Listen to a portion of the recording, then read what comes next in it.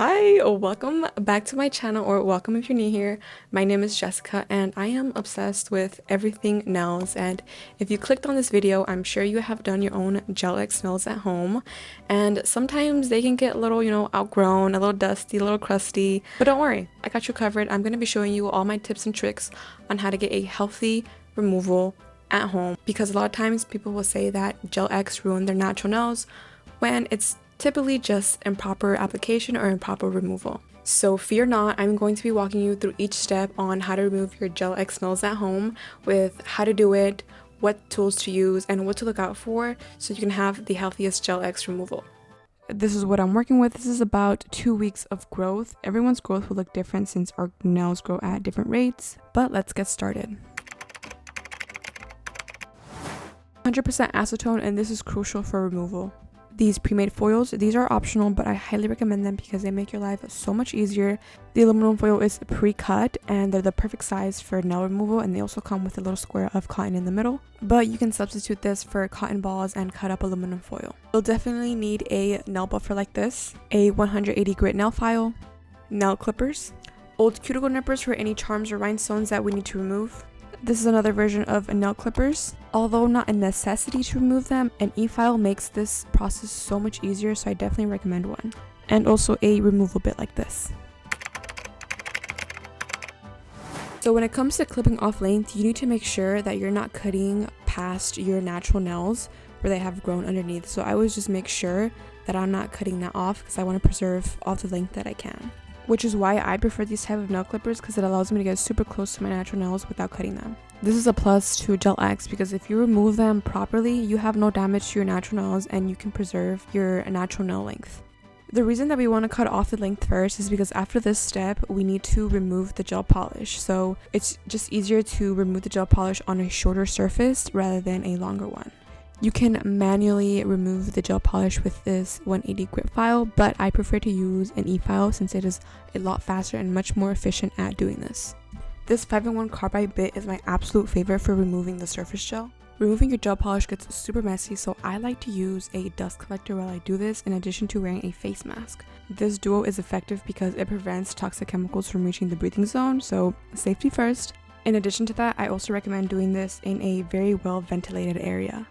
A couple tips when you're removing your gel polish with an e-file. The first one is to keep the speed of the file low. So right now I have it at about 10 RPMs. The second tip is to keep moving your e-file. Never leave it in one place for too long. So you can see I'm constantly rotating my finger so it never hits the same spot twice in a row. This is important because if you leave it in one place for too long, it'll generate friction and you'll feel it kind of burn on your nail. For the sidewalls of the nails, I like to hold back my skin with my thumb so I can go ahead and hit it with the e-file. This is what it looks like on the other side of that nail. Again, I just like to use the finger that is next to it to kind of pull that skin back so my e-file isn't hitting my skin. Once I removed all the gel, I also like to go over the extension to debulk it and make it as thin as I can. This will make the soak off process a lot faster. If you have any rhinestones or charms, use that old cuticle nipper to pry them off. I highly recommend using old cuticle nippers because if you use sharp ones, you can accidentally injure yourself like I've done before in the past, so I definitely recommend using dual cuticle nippers. So then just repeat all the previous steps to all of your nails until you reach a pretty thin layer of the gel extension on your natural nails. Like you can see here, I'm actively trying to debulk that because the thinner it is on your nail, the easier it is to soak off.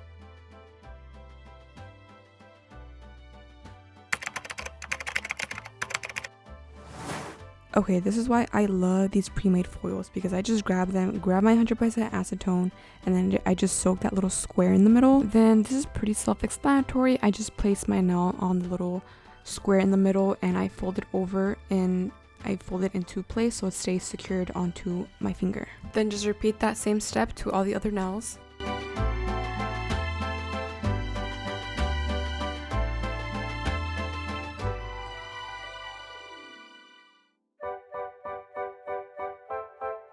Once your nails are all covered, you're going to let that sit for about 15 minutes.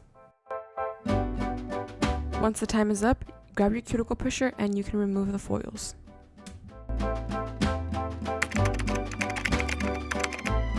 So your gel is supposed to be softened up now, so you can use your cuticle pusher to start pushing back and removing the gel, and it should look something like this.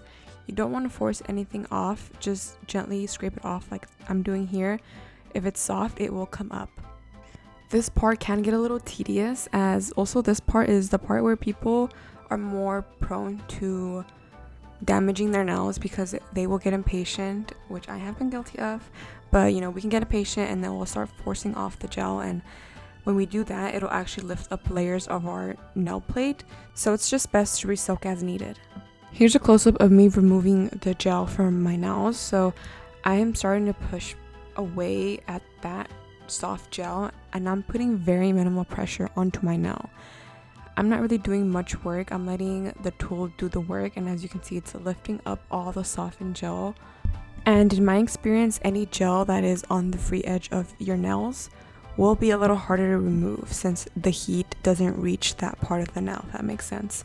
So what I'm going to do is I'm just going to remove what I can, and then I'm going to go ahead and re-soak it.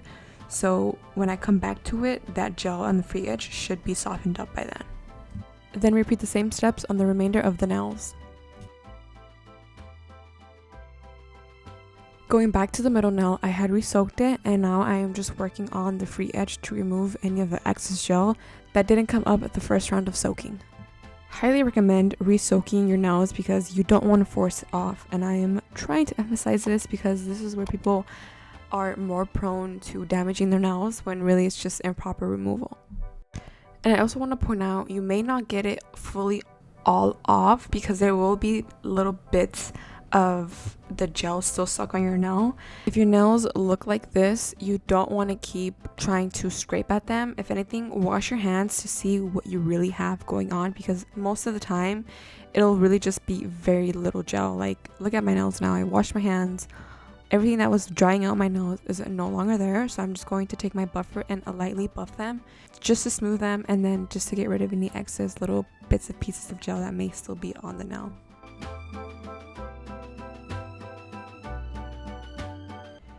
A quick tip to make sure you're not over buffing your nails is to take an alcohol wipe and wipe off your nail just to see what's really on there, because whenever you're buffing your nails, you will see more of dryness, the white stuff, and it's really just dust. So you just want to wipe off any dust just to see what's really on your nail. Give your nails a final wipe, and look how healthy they are. So good. I am just going to file them next to give them a pretty shape.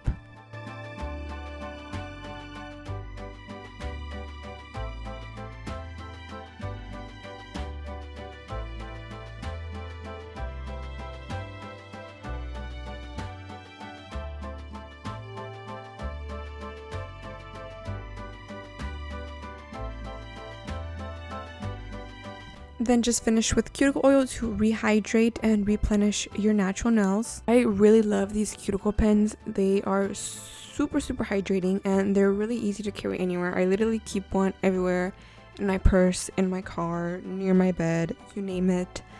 I hope this video was helpful, and just to show you too that Gelx does not damage your nails, but improper removal can. If you have any questions, let me know in the comments, and if this video was helpful, make sure to give it a thumbs up and subscribe. Thanks for watching.